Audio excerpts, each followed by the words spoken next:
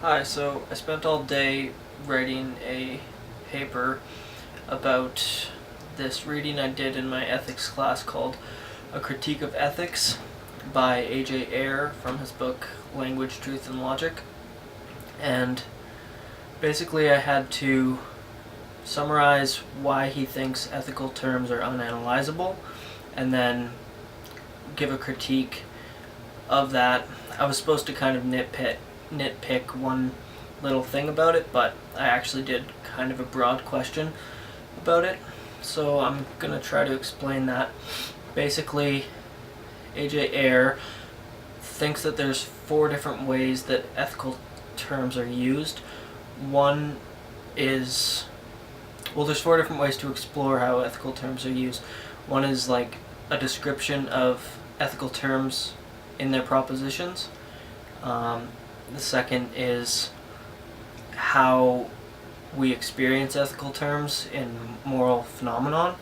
The third is just commandments of ethical terms, and then the fourth is like actual ethical judgments. So he says that the only one that can be explored in a logical, philosophical way is how ethical terms are defined in the propositions we use, because the other ones equate down to like psychology or just meaninglessness. So then he gets into like the common cultural ways that we talk about ethics, such as utilitarianism and subjectivism, and he critiques those by saying in subjectivism, if someone is arguing that they believe it as a subject because it's like accepted by most people, that can be self-contradictory because they can also think that things that are accepted by most people are wrong. And then the critique of utilitarianism is that like utilitarians think that like pleasure and satisfaction are the utmost goods, but some people don't like those. Like some people would prefer not to have all of the pleasure or satisfaction that they could possibly have. So basically he says that those two are out, and then he also gives us the idea of intellectual intuition about what is morally good, which is basically just like a mysterious assertion made by an individual. And he says, that can't be right because, why does he say that can't be right? Well, he calls it an absolutist view of ethics. And yeah, because 2 individuals can have different intellectual intuitions, and there's no one universal empirical test that could prove one right and one wrong. And even if it did, one would be right and one would be wrong, right? So then basically my critical question, he gets more into it, and he says that he's an emotivist, which basically says that you can make any sort of ethical statement like it's wrong to do such and such, and all you're really saying is such and such with emotion behind it. So there isn't actually an objective moral good, it's more just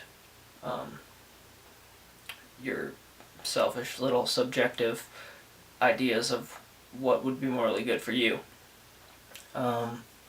So my critique is a really common critique of logical positivism. That's what A.J. Ayer is, a logical positivist. It was proposed by Karl Popper, who came up with the falsifiabilism, basically that no proposition is right unless it's falsifiable. So if something could be both right and both wrong, then it's not right. Like you can have a proposition that's not right and not even wrong, and those don't really work for science. So basically how he critiques it is to say that what A.J. Ayer is talking about is called verificationism. And verificationism is that statements are only meaningful if they can be proved empirically verifiable or analytically true, like all bachelors are unmarried men. That's the real common example. Like, it's just a tautology. One thing is the same thing as the other thing. So if we don't say that verificationism is tautology, then we have to ask if it can be empirically verifiable itself as a statement. And Karl Popper's argument for this is that it would take an infinite amount of tests for us to know for certain that verificationism was true, just in the same way that it would take an infinite amount of tests to know for certain that any moral judgment is true or false. So that's what I wrote my paper on. I've got 958 words so far, and I'm probably going to try to get to 1,000. It was only supposed to be 2 pages.